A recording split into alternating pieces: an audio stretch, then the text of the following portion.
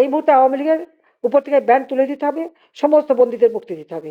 আমার ইজ্জত বাঁচাতে বা জীবনটা বাঁচাতে একটা ব্যবস্থা নিয়েছে, কিন্তু আমি তো ফিরে আসবোই ইনশাল্লাহ। আমার মৃত্যুদণ্ড দিয়েছে, আমি পরোয়া করি না। আমি আসবো, সময় হলে আসবো।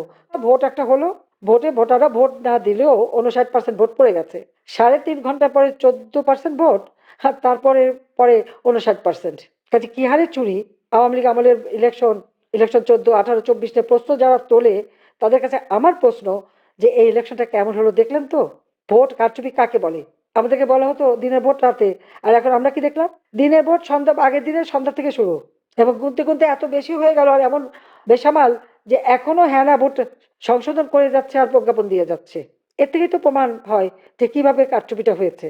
যদিও বিদেশিদের এনে দেখালো, লাইন লাইন করানো হলো এবং খুব ভালো ইলেকশন। তাহলে ভোটটা আসলো কোত্থেকে?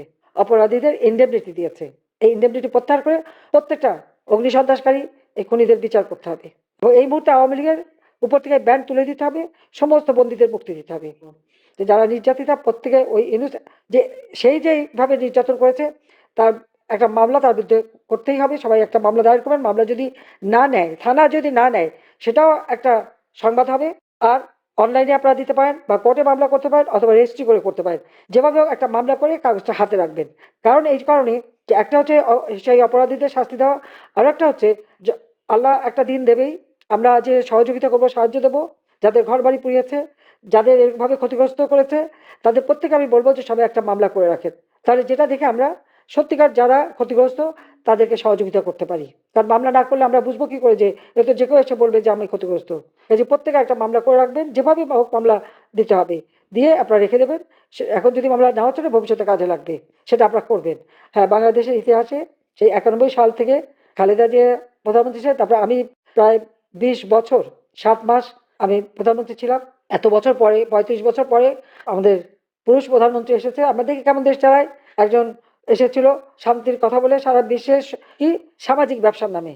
দারিদ্র্যকে নাকি ইউনূস বলেছিল মিউজিয়ামে পাঠাবে। আমি যেখানে দারিদ্র্যের হার 18% এ নামিয়ে এনেছিলাম, হতদরিদ্রের হার 5% নামিয়েছিলাম। ক্ষমতায় এসে তা এখন 30-40% এ আবার দারিদ্র্যের হার বাড়িয়ে দিয়েছে। 5 কোটি মানুষকে আমি নিম্নবিত্ত থেকে মধ্যবিত্তে তুলে দিয়েছিলাম। ইউনূস সাহেব 6 কোটি মানুষকে দরিদ্রের সীমার নিচে নিয়ে গেছেন। এখন মিউজিয়ামে কে যাবে? তার ওই কথার উপলক্ষে তো ইউনূসকে মিউজিয়ামে পাঠাতে হবে মনে হচ্ছে। কাজে তার বিচার একদিন হবে এবং বিশেষ করে নারী নির্যাতনের জন্য ওর বিচার হতে হবে।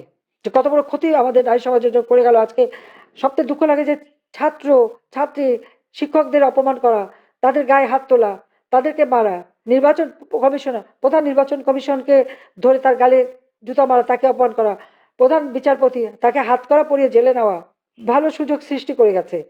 এখন যারাই যে পদে যাবেন তাদেরকে সতর্ক থাকতে হবে। কখন কার উপরে হাত করা পড়ে, কখন কোন প্রধান বিচারপতি হাত করা পড়লো, আর কখন কার কোন নির্বাচন কমিশন এখন যারা ভোট চুরির অপরাধে ওই রাতের ভোট সন্ধ্যায় করায়, তার গালেও যে জুতা পড়বে না, এই গ্যারান্টি কে দেবে?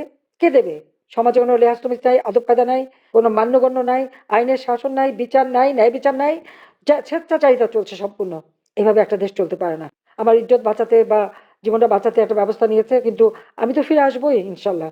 আমার মৃত্যুদণ্ড দিয়েছে, আমি পরোয়া করি না। আমি আসবো, সময় হলে আসবো। তবে তার আগে এতদিন তারেক জিয়া, খালেদা জিয়া, তাদের এত নাম শুনেছেন আপনারা, তাদের আমলটা একটু দেখেন। কারণ না দেখা পর্যন্ত তো আপনারা বুঝবেন না। যেমন ইনুস সম্পর্কে যখন আমি কিছু বলতাম, তখন কেউ বিশ্বাস করতে চাইতো না। 2018 সাল থেকে সে চক্রান্ত করে যাচ্ছে। 2007 সালে নিজে দল করার চেষ্টা করেছে। 2011 সাল থেকে তার চেষ্টাই ছিল কিভাবে আমাকে ক্ষমতাচ্যুত করবে বা হত্যা করবে। 24-এ এসে পেরেছে। সে 11 সাল থেকে যেটা চেষ্টা, 24-এ এসে করতে পারল। তারপর যখন বেঁচে আছি, ইনশাল্লাহ একদিন বাংলাদেশে আসবো। বাংলাদেশের মানুষের জন্য ঠিকই আবার আমরা উন্নত জীবন দিতে পারবো। এ বিশ্বাস আমার আছে। যাক, সবাই ভালো থাকেন, সুস্থ থাকেন। রমজানের মোবারকবাদ জানাই, ঈদের আগাম শুভেচ্ছা জানাই। জয় বাংলা, জয় বঙ্গবন্ধু, বাংলাদেশ চিরজীবী হোক।